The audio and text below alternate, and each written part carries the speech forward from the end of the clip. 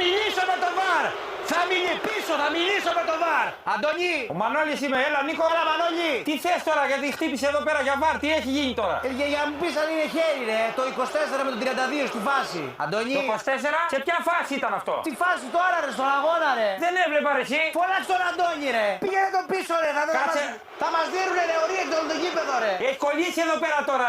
Ρε Μανώλη, την προηγούμενη φάση ρε που είναι χέρι ρε, ναι, μισό λεπτό κύριε, μισό λεπτό, ναι, μιλάω με το VAR. Μιλάω με το VAR.